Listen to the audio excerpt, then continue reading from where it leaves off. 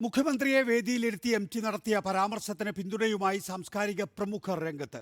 വിമർശിച്ചതല്ല, യാഥാർത്ഥ്യം പറഞ്ഞതാണെന്നും അത് ആർക്കെങ്കിലും ആത്മവിമർശനമായി തോന്നിയാൽ നല്ലതാണെന്നും എം.ടി പിന്നീട് വിശദീകരിച്ചുവെന്ന് എഴുത്തുകാരൻ എൻ.ഇ. സുധീർ പറഞ്ഞു. എം.ടിയുടേത് പൊതുപ്രസ്താവനയാണെന്നും മുഖസ്തുതി കമ്മ്യൂണിസ്റ്റ് ശൈലിയല്ലെന്നുള്ള സൂചനയാവാം എം.ടി പറഞ്ഞതിലെന്നും കവി സച്ചിദാനന്ദനും കൂട്ടിച്ചേർത്തു.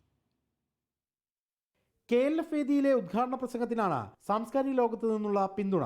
എം.ടിയെ കുറിച്ച് അറിയാത്തവരാണ് വിമർശനങ്ങളെ സംശയിക്കുന്നതെന്ന് എഴുത്തുകാരൻ എൻ.ഇ. സുധീർ.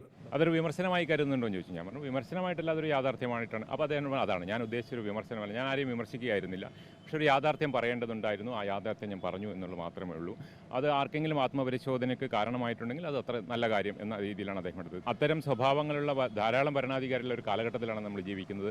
അപ്പോൾ അവർക്കെല്ലാം ആത്മപരിശോധനയ്ക്ക് ഇടയാവട്ടെ എന്നുള്ള രീതിയിൽ തന്നെ അദ്ദേഹം ഒരു വ്യക്തിയെ ഫോക്കസ് ചെയ്തിട്ട് പറഞ്ഞു എന്ന് ഞാൻ കരുതുന്നില്ല. എം.ടി ഇന്നും അധികാരത്തിന്റെ മുഖത്ത് ധീരമായി തുപ്പിക്കൊണ്ടിരിക്കുന്നുവെന്നും എം.ടിയുടെ കാലത്ത് ജീവിക്കാൻ പറ്റിയതാണ് നമ്മുടെ രാഷ്ട്രീയ സംസ്കാരമെന്നും നടൻ ഹരീഷ് പേരടിയും എം.ടി നട്ടലുള്ള എഴുത്തുകാരനെന്ന നടൻ ജോയ് മാത്യുവും FBയിൽ കുറിച്ചു. അതേസമയം നരേന്ദ്രമോദി ഭരണവുമായി കേരളത്തിലെ സാഹചര്യം താരതമ്യപ്പെടുത്താനാകില്ലെന്ന് പറഞ്ഞ കവി സച്ചിദാനന്ദൻ എം.ടി നടത്തിയത് ഒരു പൊതുപ്രസ്താവനയാണെന്നും വിവക്ഷകൾ കേൾക്കുന്നവന്റെയാണെന്നും പറഞ്ഞൊഴിഞ്ഞു.